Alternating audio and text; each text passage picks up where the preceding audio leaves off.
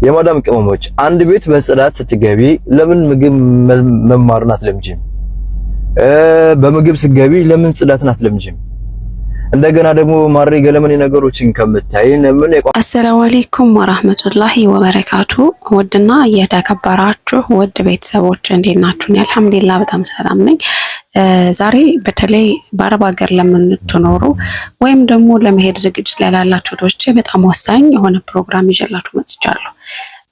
ብዙ ዶቻችን አረብ ሀገር ሄደው ሳይሳካላቸው በሰው ቤት ግፍና ስድብ እየደረሰባቸው አመታትን ይከፋሉ። ግን ለምንድነው አንዳንዶች ተከብረውና ተለውጠው የሚመለሱት? ልዩነቱ ጉልበት ላይ አይደለም። ልዩነቱ ያለው አሰራርና ስልት ላይ ነው።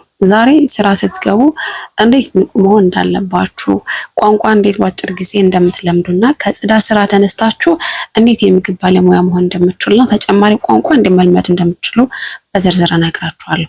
እስከ መጨረሻው ድረስ አብራችሁን ቆዩ። ቪዲዮውን ላይክ ማድረግ እንዳትረሱ። ቤተሰብ ካልሆናችሁ ደግሞ ተቀላቀሉ። ቋንቋ ክህሎትሽን አታሳድጊም፣ አረብኛውንም እንግሊዘኛውንም። እንደገና ደግሞ ልክ የሆነ ነገር ስራ ተብሎ ግሩፕ ላይ የሆነ ነገር ሲለቀቅላችሁ የተባለውን ነገር አትሰሙም። ያልተባለ ነገር ነው የምታወሩት። እንዴ እናንተ ሰዎች ናችሁ። ለእናንተ ሲታዘንላችሁ ደግሞ አስቡ። ከእናንተ የሚጠበቀውም ደግሞ ማሟላት ያለባችሁ ነገር አሟሉ። ስለሚባለው ነገር በአግባቡ ስሙ፣ አድምጡ። እንደገና ደግሞ በግዴለሽነት አንዱ የሆነ ስራ ገባችሁ እሱ ላይ ብቻ ዲፔንድ አትሆኑ። ሌሎች ነገሮችንም ለማወቅ ሞክሩ። ያ ነገር ለተለያየ ስራዎች በሚመጡበት አጋጣሚ ድሉን ተጠቃሚ ትሆናላችሁ ማለት ነው።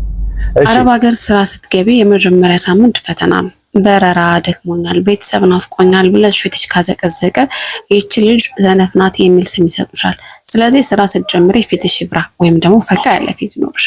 ሁልጊዜም ንጹህ ሁኚ፣ ፀጉርሽ የታሰረ፣ ልብስሽ የተስተካከለ ይሁን። አንድ ነገር ሲያዙሽ እሺ ብለሽ ፊትሽን ዙረሽ ከመቀበል ይልቅ በትኩረት አይተሽ ለመረዳት ሞክሪ። ንቁ መሆን ማለት ገና ሳይናገሩ ፍላጎታችሁን መረዳት ማለት ነው።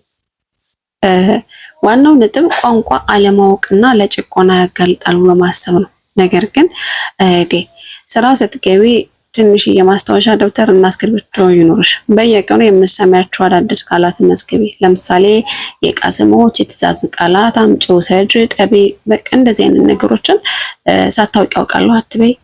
ስትሳሳች ይቆጣሉ። ስለዚህ ይህ ስሙ ማን ነው ብለሽ መጠየቅ ልመድ። ቋንቋ ስትለምጂ ስራው ብቻ ሳይሆን ከሰዎች ጋር ያለሽን ግንኙነት ደግሞ ይቀይራል።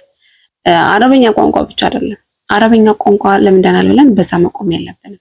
እንግሊዘኛ ቋንቋን ለማወቅ እንሞክር። መቼና በየትኛው ሁኔታ እንደሚጠቅመን አታውቁም። ቋንቋ ይጠቅማል፣ እውቀት ይጠቅማል።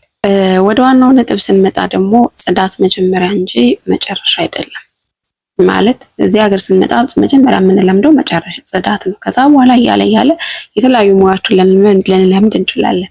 እዛ ቤት ሆነውም ደግሞ ብዙ ሙያ የሚለምዱቶች አሉ። የፋሽን ዲዛይን፣ አበባ ስራ፣ ምናምን የተለያየ በቃ እንዴት መልመድ ይቻላል የሚለውን ነገር አሁን ጊዜው ዘምኗል። በሶሻል ሚዲያ በእያንዳንዱ ነገር ላይ መልመድ ትችላላችሁ። ታማኝነት በትንሹ መጀመሪያ የተሰጠሽን የጽዳት ስራ በጥራት ስሪ፣ ቃት በሪ፣ ቦታ አታሳስጪ። በጽዳት ስራሽን ካመኑሽ ወደ ኩሽና እንድትገቢ ይፈቅዱልሽና ምግብ እንድትሰሪ አንዳንድ ነገሮችን ያዙሻል። እሷ ምግብ ስትሰራ እጇን ምን አይነት ቅመም መጨመረች፣ ሽንኩርት እንዲከተደች፣ ስራሽን ጨርሰሽ ልርዳሽ በያት። ምክንያቱም ምግብ መስራት ስትለምጂ ክብርሽ ይጨምራል። ጽዳት በጉልበት ነው፣ ምግብ ደግሞ በጥበብ ነው። ምግብ የምታውቅ ሰራተኛ ደሞዟ ከፍ ይላል፣ እረፍትም ታገኛለች። ማለትም የተለያዩ ፕሮግራሞች ይሰጧትና በፕሮግራም አማካኝነት ምግብ ትሰራለች። ምግብ መስራት በዚሁ አያበቃም። ሀገር ቤት ምዳችሁ የራሳችሁን የሆነ ነገር ልትሰሩበት ትችላላችሁ። በመቀጠልም ደግሞ ቋንቋ ስትለምዱ፣ ምግብ ስትለምዱ፣ የተለያዩ ነገሮች ስትለምዱ ለእናንተ ነው እንጂ የሚጠቅማችሁ በተለያዩ ሶሻል ሚዲያ ቪዲዮ ጊዜያችሁን ባታሳልፉ የተሻለ ነው እላለሁ።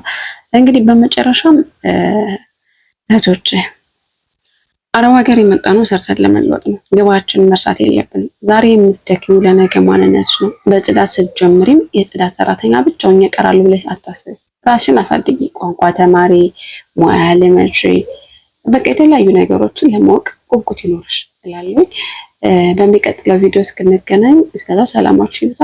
አዲስ ከሆናችሁ ደግሞ ሰብስክራይብ አድርጋችሁ ቪዲዮን ላይክ በማድረግ የቤቱ አባል ሁኑ።